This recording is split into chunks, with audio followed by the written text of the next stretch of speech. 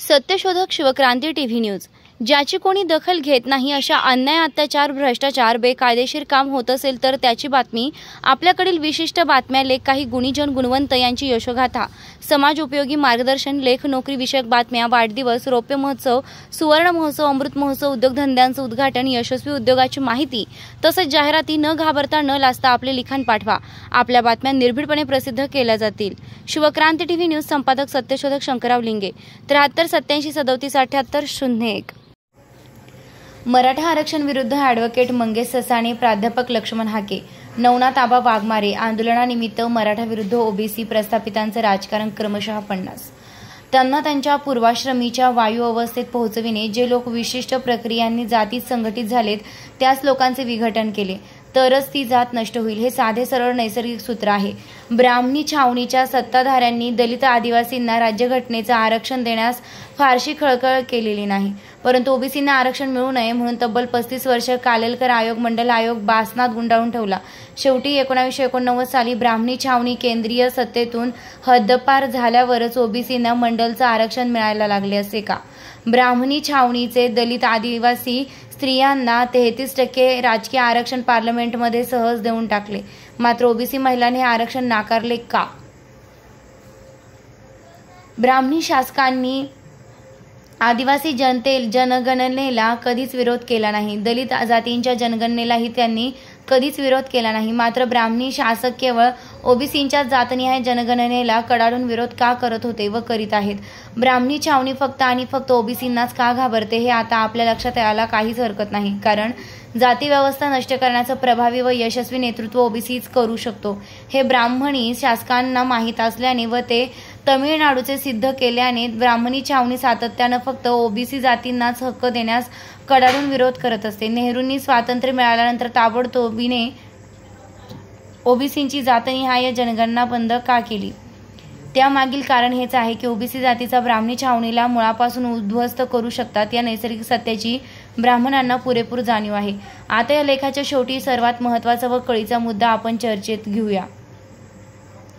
बिहारच्या जातनिहाय जनगणनेनं ओबीसी चळवळीचे अंतिम चौथे जाल्यंतक क्रांती पर्व कसे सुरू होणार? ओबीसी चळवळीचे पहिले कालेलकर आयोग पर्व 1925 साली सामी पेरियार यांनी काँग्रेसला लाथ मारून सुरू केले। लालू मुलायम कर्पूरी ठाकूर यांच्या नेतृत्वाखाली 1980 साली ओबीसी चळवळीचे दुसरे मंडल पर्व सुरू झाले।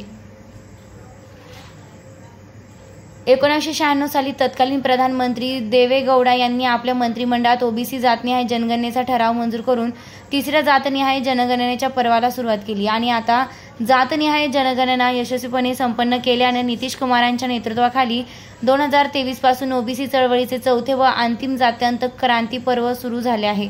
2 ऑक्टोबर रोजी बिहारच्या जातनिहाय जनगणनेचे आकडे व डेटा जाहीर करताना नितीश कुमार काय म्हणाले ते स्पष्टपणे म्हणाले, आता आमच्याजवळ प्रत्येक जातीचा आकडा व डेटा आहे, त्यामुळे या जातीच्या उत्थानासाठी काय कार्यक्रम राबविता येतील याची आखणी आम्ही करणार। या वाक्याचा अर्थ असा होतो की विविध योजना राबवून या आतींना सन्मानानं अर्थव्यवस्थेत व बाजारपेठांमध्ये आणून सक्रिय करणं, जाती व्यवस्था निर्माण करण्यासाठी ज्या व्यावसायिकांची अर्थव्यवस्था नष्ट करून त्यांना बाजारपेठांमधून हद्दपार करण्यात आले होते ते सर्व व्यावसायिक पुन्हा अर्थव्यवस्थेत व बाजारपेठेत आले तर जाती अंतांचे क्रांतीपर्व सुरू होणार की नाही? ओबीसी पाथरवटपणे दगडातून मूर्ती घडवल्यानंतर ती मूर्ती मंदिरात स्थापन होताच तिच्या दर्शनालाही तो पारखा होतो। त्याचप्रमाणे स्वातंत्र्याच्या 75 वर्षात उत्पादक व सेवाकर्मी बलुतेदार कष्टकऱ्यांनी मोरोस्तोवर राबून फक्त सरकारी तिजोरी भरण्याचेच काम केले, मात्र या तिजोरीतून हक्काचा परतावा त्यांना कधीच मिळाला नाही।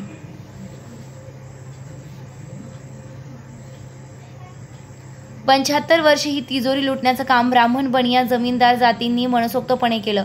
75 वर्षानंतर आता बिहारमध्ये पहिल्यांदाच या शूद्रांचा सरकारी तिजोरीवर हक्क प्रस्थापित होईल।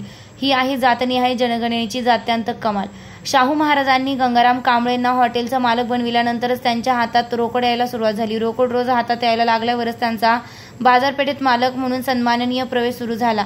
गंगाराम कांबळेंच्या हातात जास्तीची रोकड आली तर ती कुठेतरी भांडवल म्हणून गुंतवेल व हॉटेलपेक्षाही मोठा उद्योग तो आपल्या मुलासाठी सुरू करू शकेल। बौद्ध काळात देशभर अनेक तेलीश्रेष्ठी होते व त्यांनी मोठ्या तेलाच्या घाणीतून काढलेले तेल देशविदेशातील बाजारपेठांमध्ये विकले जात होते। ते तेलीश्रेष्ठी इतके श्रीमंत होते की नाशिक खानदेशातील आभिर राजा ईश्वर कृष्ण यानं बौद्ध भिक्खूंच्या औषधोपचारासाठी कुंभाराच्या श्रेणीकडे 1000 कारशापण, तेल्यांच्या श्रेणीकडे 500 कारशापण ठेवी म्हणून ठेवल्याची नोंद एका शिलालेखात असल्याचे कॉम्रेड शरद पाटील सांगतात. जात्यांतक भांडवलदारी लोकशाही व तिची समाजवादी पूर्ती शपा 31. धुळ्याच्या जवळ कुसुंबा नावाचे एक खेडेगाव आहे. या गावात तेली जातीची बऱ्यापैकी लोकसंख्या आहे. त्यावरून हे गाव बौद्ध काळात तेल उत्पादनाचं हब असावं असं मानायला जागा आहे.